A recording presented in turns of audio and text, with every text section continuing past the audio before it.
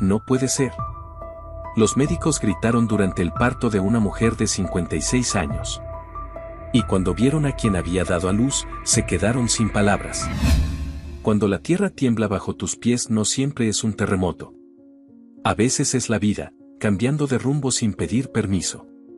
El sol apenas comenzaba a descender sobre los campos resecos del pueblo de El Almendro, cuando Aurora Beltrán, de 56 años, se llevó ambas manos al vientre con un gesto torcido por el dolor. La tierra bajo sus uñas hablaba de su jornada en el huerto. El sudor le empapaba la espalda, el delantal sucio de barro colgaba torcido. Apretó los dientes, dobló el cuerpo hacia adelante y cayó de rodillas entre las plantas de acelga. No emitió un grito. La costumbre de resistir se había tatuado en su carácter como los surcos del campo que cultivaba desde los 17 años. Pero esa vez, sintió algo distinto. La punzada le atravesó el abdomen con tal fuerza que le hizo pensar en la muerte. No una muerte rápida, sino de esas que desgarran en cámara lenta. Pensó en su madre, que murió en silencio con un bulto en el vientre que todos en el pueblo llamaban la bola maldita. Aurora nunca había estado en un hospital. Había parido en casa, había enterrado a su padre con sus propias manos, había curado a su hija Leticia de fiebre amarilla con rezos y paños mojados. No creía en médicos.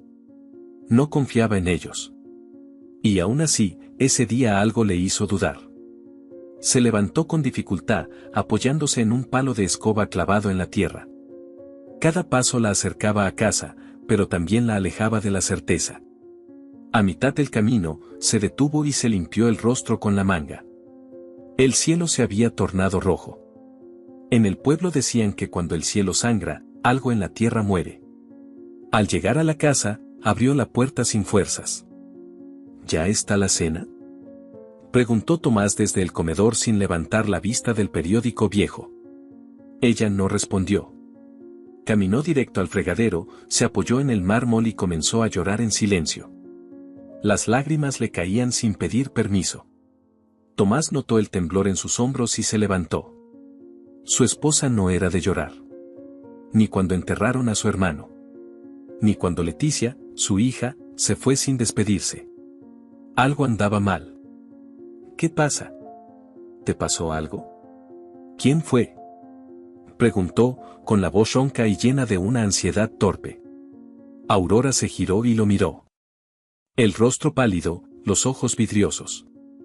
Sus labios se movieron sin emitir palabras. Finalmente logró articular. Tomás, creo que estoy enferma. Muy enferma. El hombre se acercó, la sostuvo de los brazos. ¿Dónde te duele? Ella puso la mano sobre el vientre, como si protegiera algo que ni ella misma entendía. Aquí, dentro. Siento como si algo creciera. No es normal. Tomás tragó saliva. No era un hombre de gestos. Había aprendido que el silencio era más fuerte que las palabras. Pero ver a su mujer así lo desarmó. Mañana vas con Elena. La enfermera nueva. Dicen que es buena. Aurora asintió sin fuerza. No le respondió, pero esa noche durmió con un miedo que no conocía. En sueños, se vio rodeada de tierra negra, con una cruz sin nombre al pie de su cama. La mañana siguiente llegó con un cielo gris. El viento había cambiado. Aurora caminó hasta el centro de salud del pueblo, un edificio modesto, con las paredes cuarteadas y un letrero oxidado. Elena, la enfermera, la recibió con una sonrisa que contrastaba con la frialdad del lugar. Aurora Beltrán, claro que sí. Pase, siéntese. ¿Qué la trae por aquí? Aurora se sentó despacio, como si cada movimiento pesara una tonelada. Dolores fuertes aquí, se tocó el abdomen. Y siento como si algo estuviera creciendo adentro. No es gases.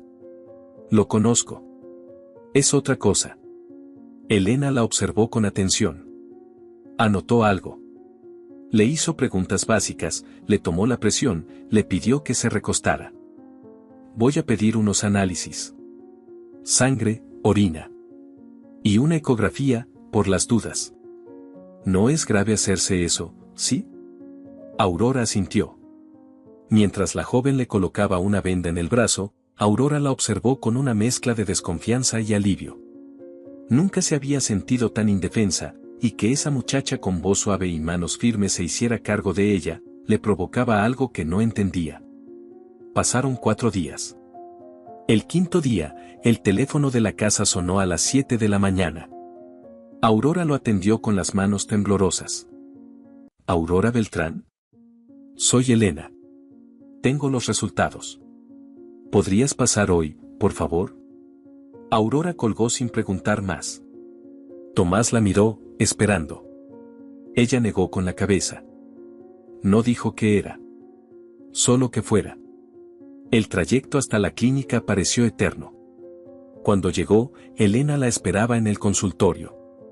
La sonrisa que antes le había parecido cálida, ahora estaba cargada de una tensión que no podía ocultar. Aurora, por favor, siéntate. Aurora se sentó. Tus análisis son interesantes. No hay indicios de tumor. Pero, hay otra cosa. Elena respiró profundo. Estás embarazada. De 2 bebés. El mundo se detuvo. Aurora no escuchó más. Ni el zumbido del ventilador, ni el chasquido del bolígrafo de Elena. Solo su propia respiración, agitada, cortada, llena de incredulidad. Eso no es posible, dijo, finalmente, en voz alta. Estoy vieja. Esto es una broma del destino. Elena negó con la cabeza. No es broma. Ya tienes más de 3 meses. Y hay 2 fetos. Aurora se levantó bruscamente. La silla cayó al suelo. La enfermera intentó calmarla. No puede ser. Gritó Aurora, llevándose ambas manos a la cabeza. Esto es un error. No puede ser. Elena se levantó también. La tomó de las manos. Te entiendo, pero no hay error. Es tu análisis. Tu cuerpo. Tu embarazo. Aurora la miró, como si buscara en su rostro una grieta, una señal de que mentía. Pero no había nada. Solo verdad. Dolorosa, absurda, irreversible verdad. Salió del consultorio como si huyera. El mundo le parecía más grande, más frío. Todo en ella temblaba. La acera, los árboles, incluso las voces lejanas de los niños que jugaban al otro lado de la plaza. Al llegar a casa, encontró a Tomás reparando una silla. Lo miró largo rato, sin decir nada. Él notó su rostro pálido. ¿Qué te dijeron? ¿Es grave? Aurora se acercó. Lo tomó de la mano. Estoy embarazada, Tomás. El silencio fue absoluto. Él la soltó como si le hubieran quemado la piel. ¿Qué, dijiste? Que estoy embarazada. De gemelas. Tomás se alejó 2 pasos. Parecía a punto de decir algo, pero su voz se quebró. ¿Cómo puede ser eso? Nosotros. Hace meses que. Lo sé. No tiene sentido. Pero es real. Él comenzó a caminar por la cocina, sin rumbo. Chocó con la silla, con la mesa. ¿Y qué vas a hacer? No lo sé, respondió ella. El resto del día pasó en silencio. Ninguno de los dos habló. Aurora preparó la comida sin probar bocado. Tomás salió a cortar leña y no volvió hasta bien entrada la noche. Cuando se acostaron, Aurora no pudo dormir. Se levantó, caminó hacia la cocina. El filo del cuchillo brilló sobre la tabla de madera. Lo tomó. Lo sostuvo unos segundos. Pensó en lo que vendría. El juicio del pueblo. Las burlas. El escándalo. El rechazo. Pensó en Leticia. Su hija. Su única hija. Que se había ido diciendo que odiaba esta vida. Que la llamaba cada 2 meses solo para pedir dinero. Que jamás preguntaba por su salud. Aurora miró el cuchillo. La vida le estaba ofreciendo una última batalla. ¿Pero tenía sentido pelearla? El reloj marcó las 3 de la madrugada. La casa estaba en silencio. El filo todavía brillaba en su mano. Corte a negro. Silencio. El cuchillo seguía en su mano. Quieto, frío, más real que cualquier pensamiento. Aurora lo miraba con una mezcla de desconcierto y calma. Afuera, el viento aullaba como si los árboles supieran lo que estaba ocurriendo dentro de esa casa. Todo el cuerpo le temblaba, pero no por miedo. Era la certeza la que la sacudía. Una certeza amarga, nadie en el pueblo iba a comprender esto. Nadie iba a respetarla. La mujer que cocía pan, la que vendía huevos, la que limpiaba tumbas ajenas en noviembre, ahora sería la comidilla del lugar. La vieja embarazada. La bruja de los gemelos. Dejó el cuchillo en la mesa. Caminó hacia la habitación, pero no entró. Abrió la puerta que daba al patio y se sentó en una silla de hierro oxidado. La madrugada se estiraba como una piel tensa. El silencio era apenas interrumpido por los maullidos lejanos de un gato. Y allí, en ese rincón oscuro de su casa, Aurora pensó por primera vez en abortar. Lo pensó como un susurro. Como quien imagina quemar la carta que nunca debió abrir. Nadie debía saberlo. Nadie. Podría desaparecer unos días. Fingir un viaje. Regresar con una historia que justificara el cambio en su cuerpo. Pero la voz de Elena en su memoria la detuvo, ya tienes más de 3 meses. El amanecer la encontró sentada, aún sin moverse. Cuando Tomás se levantó, la encontró en la misma posición. ¿Has pasado la noche ahí? Sí, respondió sin voltear la mirada. ¿Estás pensando en deshacerte de ellas? Ella se giró despacio. Sus ojos eran 2 pozos secos. Tomás entendió que no era el momento para sermones. He pensado en muchas cosas, respondió ella. Pero ya es tarde. El destino ya eligió. Durante los días siguientes, Aurora intentó ocultarlo. Usaba ropa más holgada, caminaba menos, hablaba apenas. Pero el pueblo era una víbora sin descanso. El panadero notó que ya no cargaba sacos de harina. La señora Ramona, que vivía enfrente, la vio vomitar detrás de las plantas de lavanda. Las murmuraciones comenzaron como gotas, y luego, como tormenta. ¿La vieja Beltrán está encinta? Dicen que sí, que de gemelos. Eso no puede ser natural. A esa edad, seguro hizo un pacto. Brujería. O quién sabe qué más. ¿Y el marido? ¿Será de él? Las lenguas no perdonaban. En la carnicería, en la iglesia, en la parada del bus, se repetía el mismo rumor, adornado con nuevas mentiras cada vez. Aurora intentaba ignorar todo. Pero las miradas la seguían a cada paso. Sentía que las paredes le hablaban, que los techos se inclinaban sobre su cabeza. Una mañana, decidió ir al mercado. Caminó con la cabeza alta, aunque las piernas le flaqueaban. Entró a la tienda del señor Baldomero. La esposa del tendero, doña Marga, le lanzó una mirada que cortaba. ¿Y qué necesita la Madre Milagrosa? ¿2 litros de leche, o de agua bendita? Aurora apretó los labios. No respondió. Pagó y salió sin mirar atrás. Al llegar a casa, se sentó en el suelo y comenzó a llorar con un sonido gutural. Lloró hasta que el pecho le dolió. Horas más tarde, una llamada la estremeció. Era Leticia. Llego mañana. Tengo cosas que hablar contigo, dijo la voz al otro lado, seca como una piedra. No preguntó cómo estaba. No dijo si venía con alguien. Solo colgó. Aurora no supo si sentir miedo o alivio. Leticia apareció al día siguiente como una sombra que nadie pidió.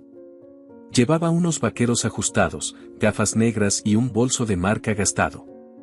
Al bajarse del autobús, saludó sin mirar. No abrazó a su madre ni a su padre. Se sentó en el sofá como si la casa fuera un hotel de paso. ¿Es cierto? Aurora no entendió al principio. ¿Qué cosa? Lo que dicen todos. ¿Qué estás, embarazada? El silencio fue más duro que una afirmación. Sí. Leticia se echó hacia atrás.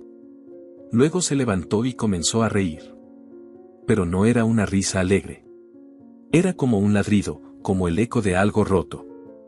¿Tú? ¿Tú vas a parir ahora? ¿A esta edad? Aurora la miró sin llorar. No fue planeado. Claro que no. Porque sería el plan más estúpido de la historia. ¿Qué eres? ¿Una iluminada?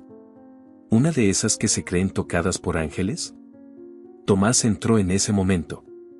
Llevaba una bolsa con tomates. Al ver la escena, se quedó paralizado. «Tú lo sabías», le gritó Leticia. «¿Y no se te ocurrió impedirlo?» Tomás dejó la bolsa en la mesa. Se acercó a su hija con calma.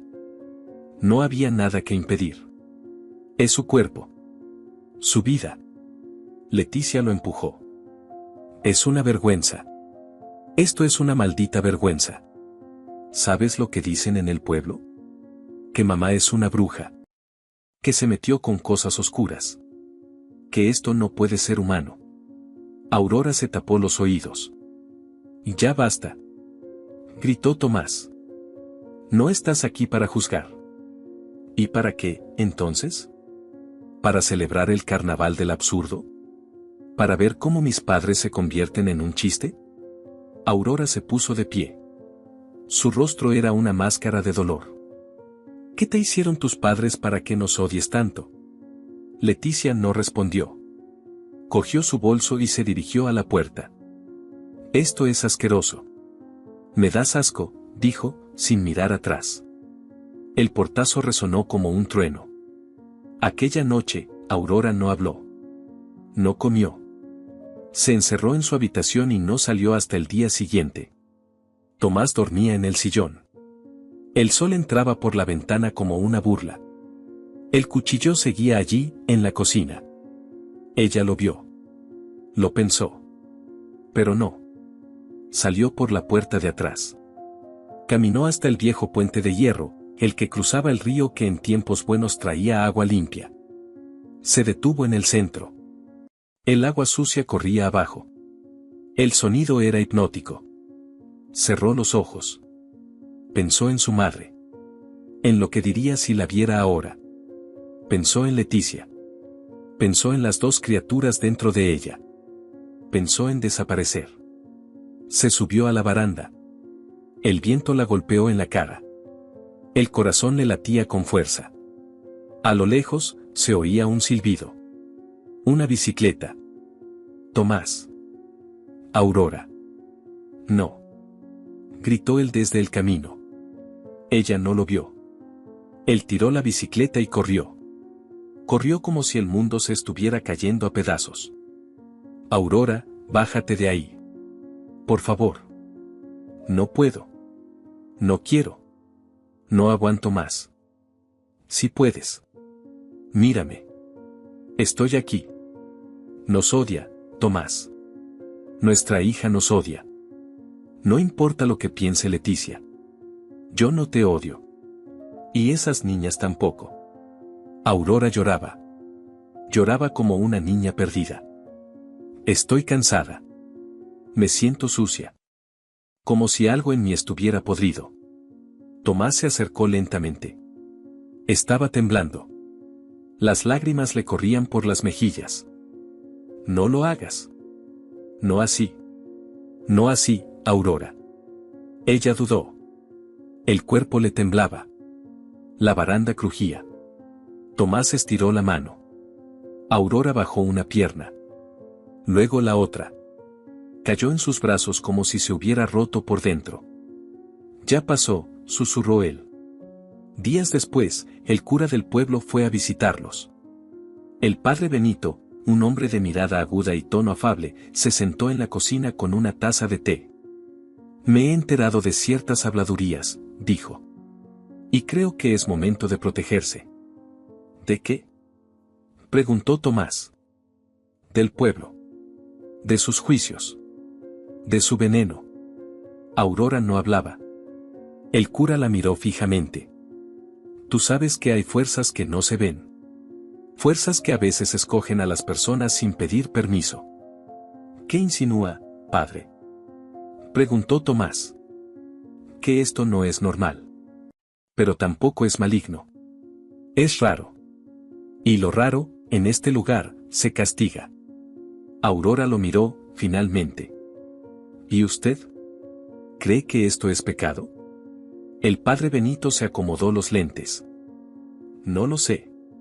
Solo sé que la vida se abre paso donde quiere. Y que a veces, el milagro se disfraza de escándalo. Salió sin dar más respuestas. Aurora y Tomás se quedaron solos. Y por primera vez en días, ella lo miró a los ojos. No me dejes sola. Jamás, dijo él. Esa noche, mientras el viento golpeaba las ventanas, Aurora sintió por primera vez una patadita suave. Pequeña. Como un murmullo. No dijo nada. Cerró los ojos y sonrió con tristeza. Aunque todo el pueblo gritara que era una vergüenza, ella sabía que no estaba sola. Aurora sintió la patada y no dijo nada. Se quedó recostada, con los ojos cerrados, escuchando el murmullo del viento en las tejas. Aquel movimiento en su vientre no le provocó alegría, ni ternura. Fue una señal. Una que confirmaba que la vida dentro de ella avanzaba sin pedir permiso, sin detenerse a preguntar si era bienvenida. Una vida que no había buscado, pero que tampoco podía rechazar. El juicio del pueblo no la había destruido. El odio de su hija no la quebró. Lo que verdaderamente la atormentaba era la idea de parir a oscuras, entre murmullos, y que nadie la recordara por lo que fue, sino por lo que cargó en el vientre. Los días siguientes fueron lentos, densos. La gente del pueblo ya no murmuraba con disimulo. Ahora la señalaban. El chisme había dejado de ser chisme. Era sentencia. La mujer del puesto de flores cruzaba de acera. La señora del pan le daba el cambio con los ojos desviados. Una vez, un grupo de niños pasó junto a ella y uno gritó, «La bruja embarazada». Nadie lo reprendió. Nadie se disculpó. El único refugio que tenía era Elena. La enfermera se convirtió en algo más que apoyo médico. Era su única aliada. Le hacía controles cada semana. Le hablaba suave, le explicaba con paciencia los riesgos, las estadísticas, los peligros. A veces, cuando Aurora lloraba en silencio, Elena simplemente se quedaba a su lado sin decir nada, dejándola ser frágil por unos minutos. «Estoy gorda», dijo Aurora una mañana mientras se miraba en el espejo. «Estás creando dos vidas». «Es diferente», respondió Elena mientras le colocaba el tensiómetro. «No me reconozco. Me miro y no me veo». Eso le pasa a todas. Incluso a las que lo planearon. Aurora se quedó callada. Sabía que esa barriga se estaba convirtiendo en una cuenta regresiva. Sabía que cada semana era un regalo y una amenaza. Una posibilidad de vida y de tragedia. A veces sentía que las niñas dentro de ella no se movían. Que estaban quietas como si esperaran algo. Una decisión. Una señal. Leticia se fue sin despedirse. Nadie volvió a verla. No llamó. No escribió. Tomás intentó buscarla por su número antiguo, pero estaba desconectado. Aurora no preguntó por ella. No quería saber si su hija la había olvidado, porque en el fondo ya lo sabía. Una mañana cualquiera, Aurora fue hasta el buzón. Solo esperaba facturas. Pero entre los papeles húmedos, encontró un sobre sin remitente. Ni timbre. Lo abrió ahí mismo, parada junto a la verja. No es un milagro. Es tu castigo. No había firma. Solo esa frase escrita con una caligrafía torpe, como hecha por un niño o por alguien con rabia. El papel temblaba en sus manos. Miró a su alrededor. La calle estaba vacía. El sol brillaba sobre las tejas, pero el mundo parecía más oscuro. Guardó la carta y no se la mostró a Tomás. Esa noche, apenas pudo dormir. Escuchaba pasos en el pasillo. Voces detrás de la pared. Risas suaves. Al día siguiente, no comió. Elena la notó pálida, agotada. ¿Tuviste contracciones? No. No es eso. ¿Qué es entonces? Me vigilan. Me observan. ¿Quién? No lo sé. Elena frunció el ceño. ¿Has dormido poco? Casi nada. Necesitas descansar. O tu mente comenzará a jugarte en contra. Aurora sintió, pero no le creyó. Porque no era la mente. Era algo más. Algo que se movía en los rincones. Que le dejaba mensajes. Que le apagaba las luces cuando estaba sola en el baño. Una noche, encontró la palabra pecadora escrita con jabón en el espejo empañado. Tomás decía que era la humedad. Aurora dejó de responder. A las 30 semanas, el embarazo se volvió insoportable. Las piernas hinchadas. Los mareos. La presión alta. Elena decidió trasladarla a la ciudad para observación constante. Aurora no protestó. El miedo ya no era a morir. Era a parir sin verlas. A no alcanzar a saber si vivirían. Tomás la acompañó al hospital. Se quedó en la sala de espera como un niño en penitencia. Aurora entró al área de maternidad, rodeada de enfermeras que no la miraban a los ojos. Nadie la llamaba por su nombre. Era la vieja. La embarazada de museo. Algunas reían por lo bajo. Aurora lo notaba. Lo escuchaba. ¿Ya vieron a la abuela? Tiene mellizos, dicen. Seguro uno nace con bastón, susurró una. Otra contestó riendo. Seguro nacen con dentadura puesta. La risa se multiplicó. Aurora no dijo nada. Solo apretó los puños. Sintió que sus niñas escuchaban esas risas. Que se enroscaban dentro de ella para protegerse. En la noche, el dolor comenzó. Primero suave. Luego, violento. Las contracciones eran como cuchillas. Gritó. Le administraron calmantes. Llamaron a Elena, que llegó corriendo. Tomás se quedó esperando, en el mismo pasillo donde otros padres celebraban, donde otros hombres fumaban con nerviosismo. Pero él no fumaba. Solo esperaba. En silencio. La sala de parto se convirtió en un campo de batalla. Aurora gritaba nombres. Rezaba. Maldecía. Decía que la carta tenía razón. Que esto era un castigo. Que no quería morir. Que quería verles la cara. Una enfermera murmuró cerca de la camilla. ¿Por qué no se hizo un aborto? Esto no es normal. Otra respondió. Porque el cura la convenció de que era un milagro. Aurora las escuchó. Su cuerpo estaba desgarrado, pero su mente seguía despierta. Clara. Gritó de repente, Luz. No me olviden. Fue lo último que dijo con claridad.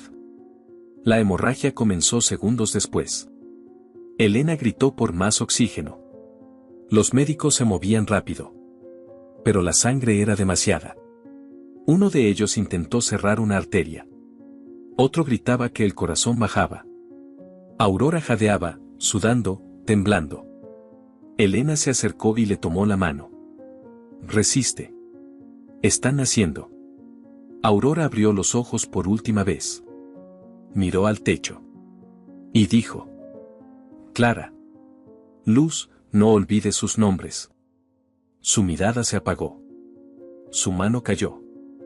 El monitor hizo un sonido largo y plano. Uno de los médicos bajó la cabeza. Elena rompió en llanto. Las niñas fueron sacadas con urgencia. Una lloró. La otra no. Tomás se levantó cuando escuchó los pasos. Vio a Elena salir con la cara blanca. ¿Y mi esposa? Elena no respondió de inmediato. Lo abrazó. Él entendió todo en ese instante. No. Lo intentaron. Pero no pudieron. Tomás no lloró. No gritó. Solo repitió una y otra vez. No olvide sus nombres. Y entonces, en el quirófano, un llanto. Uno solo. Agudo. Doloroso. Pero vivo. El primer llanto de Clara. Luz no lloró. Y el pasillo se quedó en silencio. Un silencio tan profundo que parecía eterno.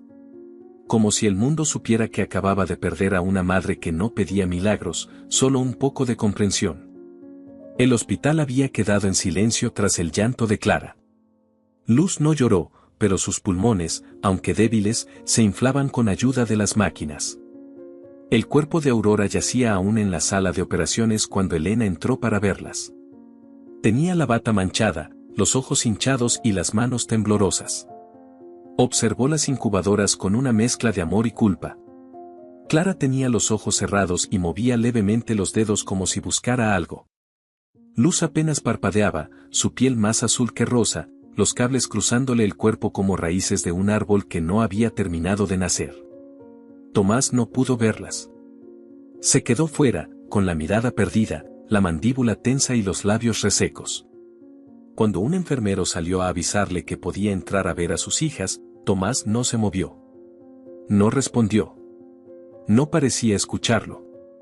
El joven repitió su nombre varias veces, hasta que se acercó y lo tocó en el hombro. Tomás giró el rostro despacio. Lo miró como si no entendiera el idioma. ¿Dónde está Aurora?, preguntó. Aurora, su esposa, falleció. Usted lo sabe, ¿verdad? Tomás no respondió. Volvió a mirar al frente, como si hablara con una persona invisible. Ella está descansando. Fue a la casa a cambiarse. Volverá. El enfermero lo dejó allí, sentado, repitiendo la misma frase cada 5 minutos. Nadie supo cómo llevarlo de regreso a casa. Elena tuvo que hablar con un psicólogo del hospital, que intentó explicarle lo que ya era evidente: el hombre estaba en un estado de negación profunda, peligroso. No distinguía entre el recuerdo y el presente. Su mente se había refugiado en la única versión soportable de la realidad, una donde Aurora seguía viva. 2 días después, Leticia llegó al hospital. Había recibido una llamada de un número que no conocía. Cuando la enfermera le explicó la situación, no mostró señales de conmoción. ¿Murió en el parto? Sí, respondió Elena, seca. ¿Y las niñas, están vivas? Sí, aunque Luz está en estado crítico. Leticia asintió. Caminó por los pasillos con aire fastidiado. Al llegar a la sala de neonatología, las miró a través del cristal. No se acercó demasiado. Su rostro era una máscara de apatía. Se parecen a ella. ¡Qué ironía! Elena, que no se había separado de las incubadoras en 3 días, la miró con rabia contenida. Son tus hermanas. Necesitan una familia. Yo ya tengo una vida, ¿vale? No voy a cargar con 2 bebés enfermos. No tengo tiempo para 2 enfermedades más. Elena sintió que algo se le rompía dentro. Tu madre murió por ellas. Pues muy bien. Que la beatifiquen. Yo no tengo por qué asumir lo que no pedí. La discusión se volvió más áspera. Leticia firmó unos documentos, declarando que renunciaba a cualquier derecho legal sobre las niñas. Lo hizo sin titubeos, como si firmara el finiquito de un empleo. Cuando se fue, no miró atrás. Elena se quedó sola. Sabía que las pequeñas irían a un orfanato si nadie intervenía. Intentó explicarle al hospital que ella quería adoptarlas. Pero el proceso era complejo, largo, lleno de trabas. No estaba casada. Vivía sola en una casa alquilada. Su salario apenas cubría sus necesidades. Legalmente no tenía la más mínima oportunidad. Entonces apareció la familia Domínguez. Olga y Ramiro, una pareja de empresarios de la capital. Estériles, ricos y necesitados de una historia que redimiera sus fracasos. La noticia de las gemelas había llegado a ellos por uno de los médicos. En menos de 72 horas, presentaron la solicitud de adopción. Tenían abogados. Tenían influencias. Tenían todo lo que Elena no. La directora del hospital, después de una reunión privada, le dio la noticia. Las niñas ya tienen familia. No se preocupe, estarán bien cuidadas. Elena la miró con los ojos vacíos. Yo he estado con ellas desde que nacieron. Yo estuve cuando su madre murió. Yo las vi abrir los ojos por primera vez. Eso no te hace madre, respondió la directora con frialdad. Elena quiso gritar. Quiso golpear la mesa. Pero solo respiró hondo y se fue. Aquella noche no pudo dormir. En su apartamento, rodeada de silencio, escuchó la grabación que había hecho Aurora semanas atrás. Era un mensaje de voz dejado sin intención, con interferencias y ruido de fondo. Pero se escuchaba su voz. Duerman, pequeñas, duerman, que la noche se va, y mamá las cuida desde aquí. Elena cerró los ojos y repitió esa canción en susurros, como si el eco de Aurora pudiera calmar el vacío que sentía. 3 días después, los Domínguez llegaron al hospital. Trajeron ropa nueva, mantas, peluches. Todo era perfecto. Demasiado perfecto. Las enfermeras los recibieron con amabilidad. Ellos sonrieron para las fotos. Todo parecía un cuento de hadas. Cuando Elena se cruzó con Olga en el pasillo, la saludó con cortesía. Soy la enfermera que ha estado con las niñas. Lo sé. Gracias por todo. Haremos un buen trabajo. Elena tragó saliva. ¿Podría verlas una última vez? Olga dudó. Luego asintió. Elena entró al cuarto. Clara dormía. Luz estaba conectada a más tubos que nunca. El monitor marcaba latidos lentos, constantes. Elena se acercó, acarició con suavidad su manita. No sé si podrás oírme. Pero quiero que sepas que tu madre te amaba. Que murió por ti. Que peleó por ti hasta el último segundo. No dejes que el mundo te cambie. Entonces comenzó a cantar. La misma canción. Esa que Aurora murmuraba en las madrugadas. Esa que no tenía letra, pero que era un puente entre el amor y la eternidad. Duerman, pequeñas, duerman, que la noche se va. La puerta se abrió. Olga la observaba. No dijo nada. Solo escuchó. ¿Le gustaría trabajar con nosotros?, preguntó al final. Elena giró el rostro. No entendía. Como niñera. Como cuidadora. No podemos negar que usted tiene un vínculo con ellas. Y necesitan a alguien que les recuerde quién fue su madre. Elena no respondió de inmediato.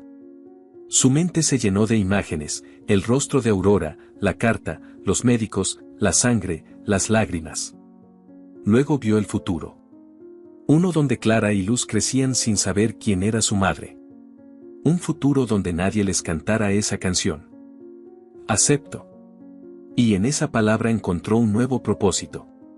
Mientras Tomás seguía en su mundo alterno, donde Aurora aún cocinaba los domingos y le hablaba desde la cocina, Elena se convirtió en la madre no oficial de 2 niñas que aún no sabían cuánto dolor había costado su nacimiento.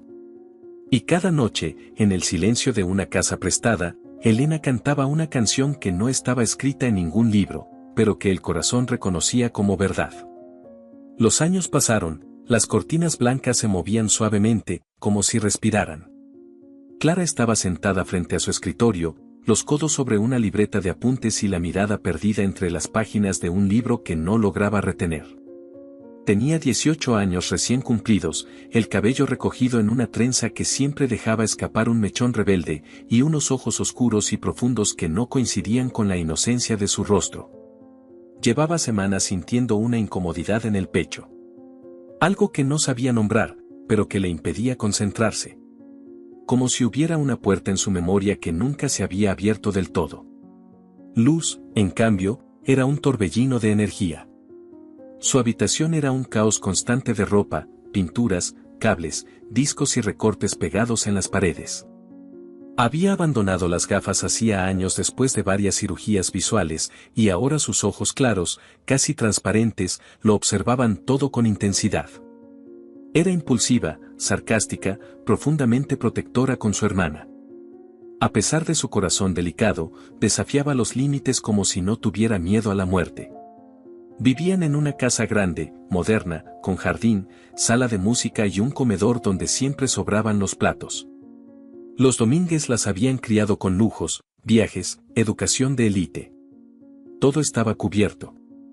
Todo, excepto la verdad. Elena seguía siendo parte de sus vidas. A veces como empleada, otras como confidente. Para ellas, era simplemente la mujer que siempre estaba. Les preparaba té en invierno. Las llevaba al médico. Les enseñó a rezar. Y cada cumpleaños les cantaba una melodía antigua que ninguna otra voz sabía entonar. Una noche de tormenta, mientras el viento aullaba entre los cipreses del jardín, Clara se refugió en el desván buscando un cuaderno viejo. Al mover una caja polvorienta, cayó al suelo una lata metálica cubierta con tela bordada. No tenía llave. Forzó la tapa. Dentro encontró un crucifijo roto, unas cartas dobladas y una fotografía gastada. Era el rostro de una mujer mayor, con ojos que hablaban aunque la boca callara. Detrás de la foto, en letra cursiva, estaba escrito, Aurora Beltrán. 56 años. Madre. Clara sintió que el estómago se le encogía. Se sentó en el suelo, temblando. Abrió las cartas. Eran fragmentos, pensamientos sin fechas. Una decía, si muero esta noche, que sepan que no fue en vano. Que las amé desde que supe que existían. Otra, más desgastada, el pueblo no perdona. Pero yo no me arrepiento. Bajó las escaleras como si escapara de un incendio. Entró en la cocina donde Elena preparaba té. ¿Quién era Aurora Beltrán? Elena no respondió de inmediato. Apagó la estufa, se secó las manos y se sentó. ¿Dónde leíste ese nombre? La encontré. Había cartas. Y una foto. ¿Por qué nadie me dijo nada? Luz entró justo en ese momento, con su música a todo volumen en los auriculares. Vio el rostro de su hermana y se quitó los audífonos. ¿Qué pasa ahora? Aurora Beltrán. ¿Te suena? Luz frunció el ceño. No. Clara dejó la caja sobre la mesa. Elena la miró durante varios segundos. Ella era vuestra madre biológica. Silencio. El reloj de la cocina marcó 3 segundos eternos. ¿Y por qué lo ocultaron? No lo ocultamos. Nunca supieron cómo preguntar. Luz se cruzó de brazos. ¿Y por qué te creímos madre? ¿Por qué nos mentiste? Yo nunca me presenté como madre. Ustedes me llamaron así. Clara tenía la garganta cerrada. Las palabras se le acumulaban, torpes. ¿Qué le pasó? Murió. En el parto. Por ustedes. Elena se levantó. Fue hasta el armario y sacó una caja. De allí extrajo una cinta de casete. Esto fue lo último que grabó. Nunca tuvo tiempo de dárselo a nadie. Clara tomó la cinta. No tenía grabadora. La llevó a su habitación. Pasó la noche buscando un dispositivo antiguo para reproducirla. Cuando logró escucharlo, la voz suave y entrecortada de una mujer llenó el cuarto. La canción. La misma que Elena cantaba cada año. Duerman, pequeñas, duerman, que la noche se va, y mamá las cuida desde aquí. Clara no durmió esa noche. 2 días después, sin decirle a nadie, tomó un tren hacia el pueblo de El Almendro. Necesitaba respuestas. Llegó con una mochila, un cuaderno y la fotografía en la mano. El pueblo había cambiado poco. Las casas parecían dormidas. Caminó hasta la plaza, preguntó en la tienda. Nadie recordaba el nombre de Aurora. Solo una anciana, sentada junto a un ventanuco, alzó la vista cuando escuchó la pregunta. ¿Aurora Beltrán? Sí, claro que la recuerdo.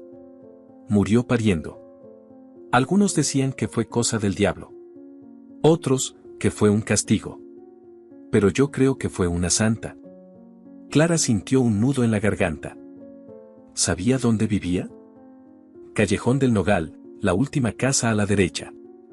Aunque ahora está en ruinas. Clara caminó hasta allí. La casa era una sombra de lo que fue. Techos caídos. Puertas astilladas. El jardín convertido en maleza.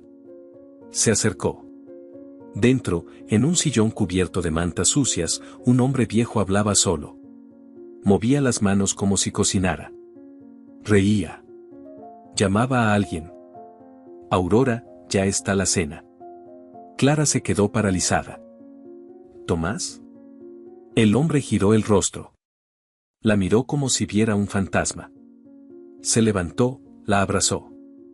Volviste. Siempre supe que volverías. Soy Clara. Lo sé, hija. Lo sé. Estás igual que tu madre. ¿Recuerda a Aurora? Claro que sí. Está en la cocina. Ahora sale. No le digas que lloré. Clara entendió que él vivía en un tiempo detenido. Que su mente no había avanzado desde aquella noche. ¿Ella cantaba una canción? ¿La de Duerman pequeñas? Tomás asintió. Comenzó a tararearla. Luego se sentó en el suelo y empezó a llorar. No gritó. No se quejó. Solo lloró.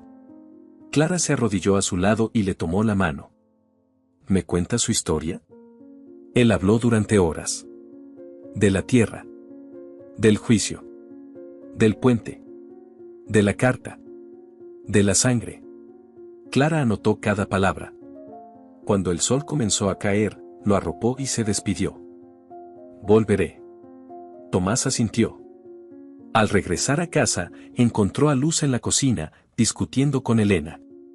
Habían descubierto su ausencia. ¿Dónde estabas?, preguntó Luz. En casa. ¿Qué casa? La que ella dejó para nosotras.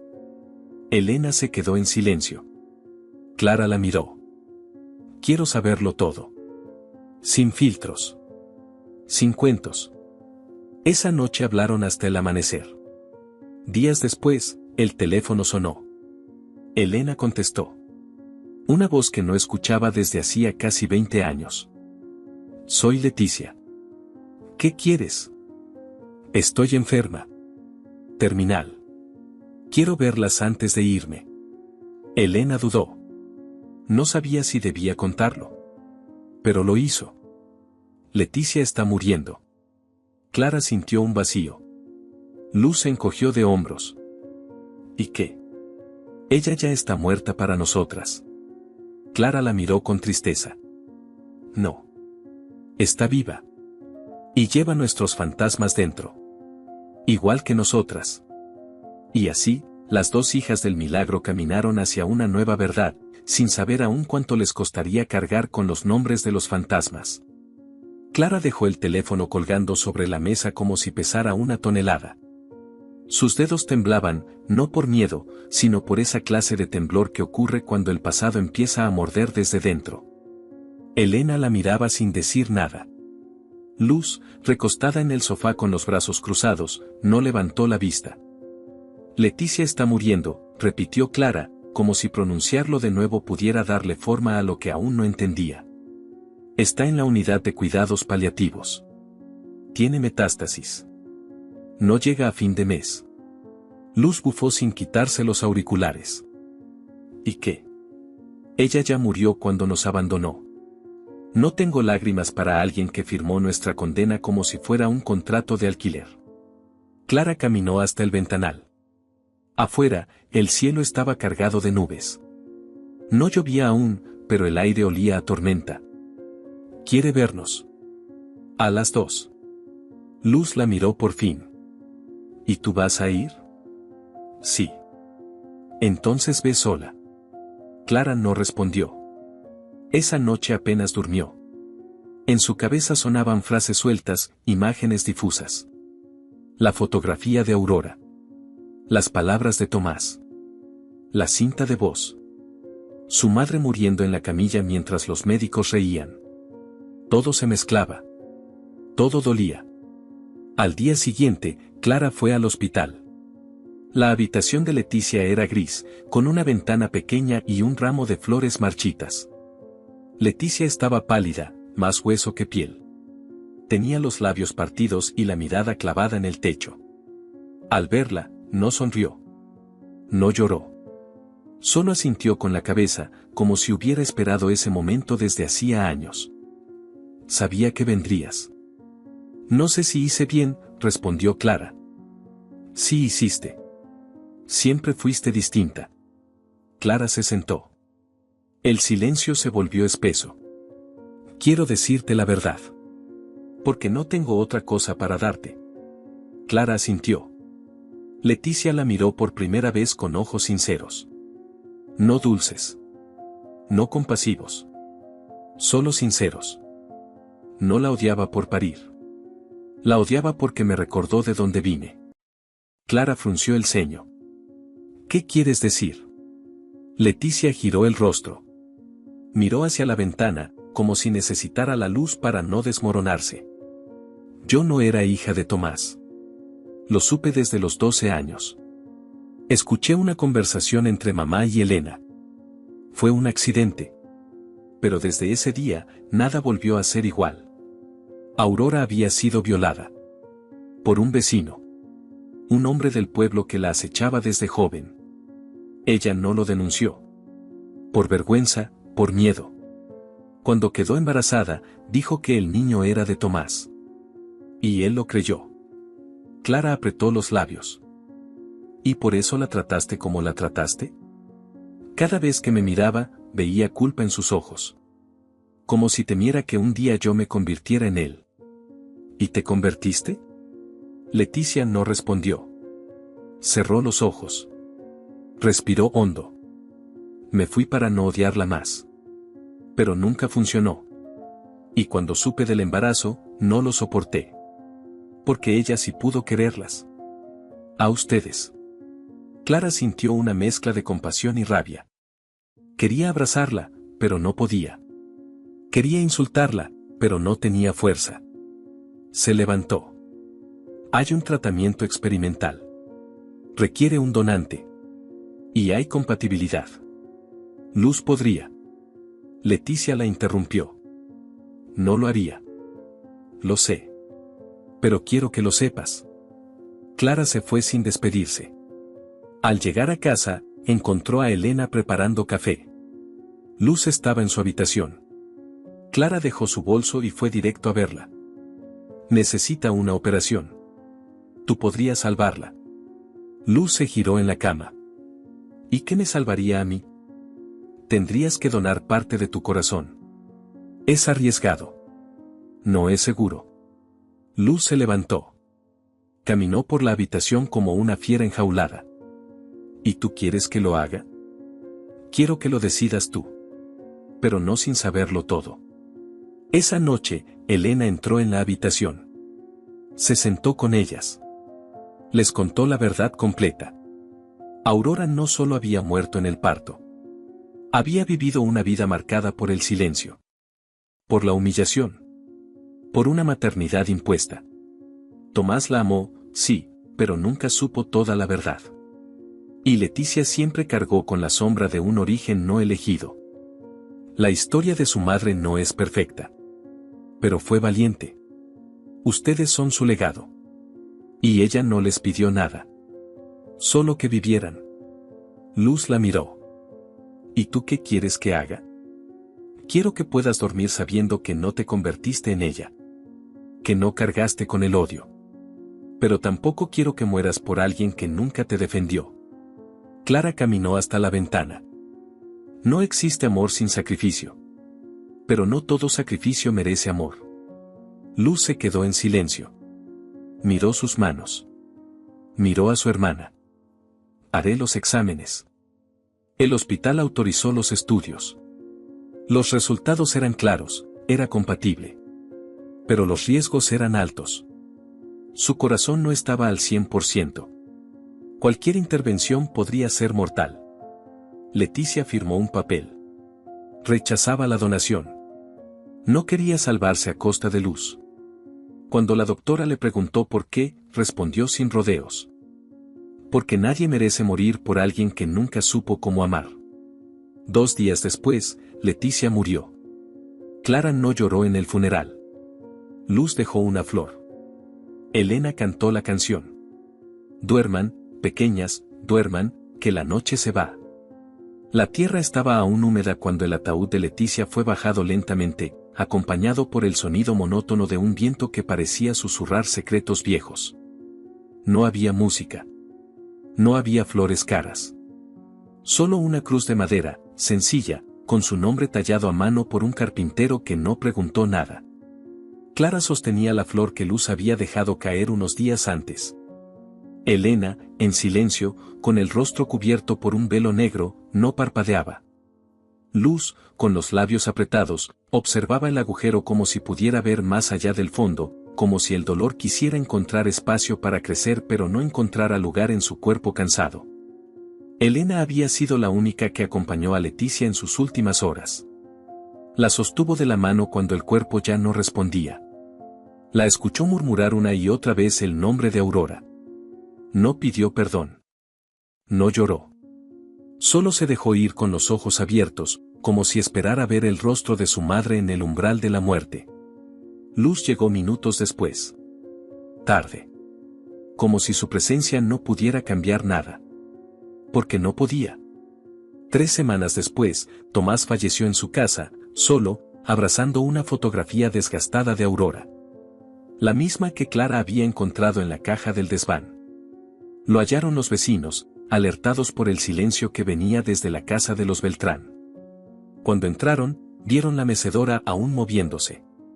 Tomás tenía una sonrisa débil, los ojos cerrados, la foto contra el pecho y una radio encendida reproduciendo estática. La policía no investigó. El médico del pueblo escribió infarto por causas naturales. Pero Elena supo que no fue el corazón. Fue la ausencia. Elena pidió encargarse del entierro. Nadie se opuso. Las niñas no se atrevieron a leer el discurso. Fue Elena quien habló. Recordó al hombre bueno, al esposo silencioso que eligió amar sin condiciones. Terminó con una frase que los hizo bajar la cabeza. No todos los héroes mueren en batalla. Algunos lo hacen en silencio, cuidando a otros, incluso cuando ya no recuerdan por qué. Después del entierro, Clara y Luz regresaron a casa. Esa noche no hablaron. No comieron. Solo compartieron el mismo sofá como cuando eran niñas y creían que el silencio las protegía. Elena las observó desde la cocina. Tenía en la mano un sobre viejo, con tinta corrida y el nombre de Clara escrito en una esquina. Esperó a que el reloj marcara medianoche antes de entregarlo. Lo escribió vuestra madre. Nunca supe por qué no lo entregué. Tal vez no era el momento. Clara abrió el sobre con manos temblorosas. Leyó en voz alta. Mis hijas, si un día me buscan, encontrarán respuestas en sus ojos. No en mi historia, ni en las palabras de otros. Ustedes son el milagro que no pedí, pero que el cielo decidió regalarme. A veces el dolor crea vida. A veces la vergüenza se convierte en raíz. No me recuerden como la mujer que murió pariendo. Recuerden que viví para que ustedes vivieran. Si algún día dudan de quiénes son, mírense entre sí. Porque la una es el reflejo de la otra. Y ambas son mi alma. No me lloren mucho. No me entierren en preguntas. Vivan. Griten. Amen. Y si pueden, perdonen. Clara no pudo seguir. Dejó caer la carta sobre su regazo. Luz tomó su mano y la apretó fuerte. Elena se retiró sin hacer ruido. Afuera, la lluvia comenzaba a caer con delicadeza, como si el cielo acariciara la tierra en vez de castigarla. Pasaron meses. Clara escribió. No por terapia. No por catarsis. Escribió por necesidad. Cada noche, frente al teclado, dejaba caer pedazos de historia como quien reconstruye una ciudad con cenizas. Luz la ayudaba a recordar detalles, corregía fechas, inventaba diálogos. Elena releía los borradores en silencio.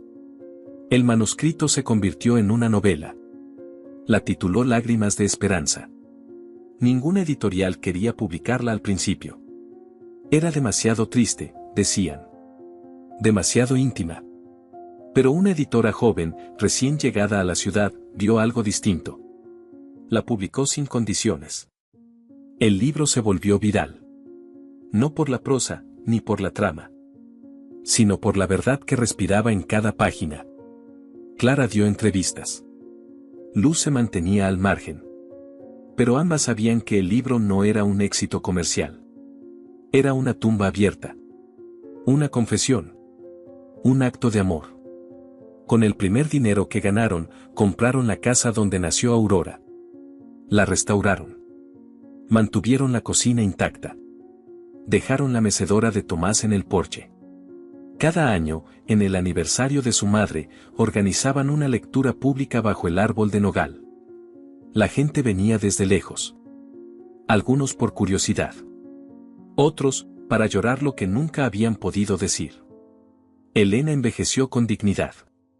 Dejó de trabajar. Pasaba sus tardes en la biblioteca del pueblo. Ya no cantaba tanto. Solo tarareaba. Como si cada nota fuera una promesa que no podía romper. El último invierno, Clara la llevó al cementerio. Caminaban despacio, entre lápidas cubiertas de musgo. Elena sostenía un ramo de flores secas. Llegaron a la tumba de Aurora. La lápida decía solo su nombre. Ni fechas. Ni epitafios. Solo Aurora Beltrán. Como si su historia no pudiera encerrarse en piedra. Elena se arrodilló con dificultad. Dejó las flores. Se quedó unos minutos en silencio. Luego murmuró. Lo logré, tía Aurora. Ellas viven, y tú también. Una mariposa blanca descendió del cielo y se posó sobre su hombro. No la espantó. No se movió. La dejó quedarse. Y por un momento, el tiempo se detuvo. Clara y Luz la observaron desde atrás. No dijeron nada. Solo comprendieron. Que hay promesas que se cumplen después de la muerte. Que hay madres que viven a través de las hijas. Y que el amor, cuando es verdadero, no necesita explicación. ¡Qué final tan emotivo! Me alegra que hayas llegado hasta aquí. Este tipo de historias nos muestran la capacidad del ser humano para superar adversidades y encontrar la fuerza para seguir adelante a pesar de las circunstancias más difíciles. ¿Y a ti, qué te ha parecido esta historia? Cuéntanos en comentarios qué harías en una situación similar. Nos gustaría saber desde qué ciudad nos estás viendo. Te invitamos a darle me gusta, suscribirte al canal y compartir este video con tus amigos o familiares como muestra de apoyo. Esto nos motiva a seguir subiendo relatos emocionantes prácticamente todos los días. No te pierdas la próxima narrativa sorprendente que está a punto de aparecer en tu pantalla. Valoramos enormemente tenerte aquí con nosotros. Puedes hacer clic en los enlaces que están apareciendo en tu pantalla en este momento. Tenemos una selección exclusiva de historias cautivadoras y entretenimiento garantizado especialmente para ti. Nos vemos en el próximo video, un abrazo.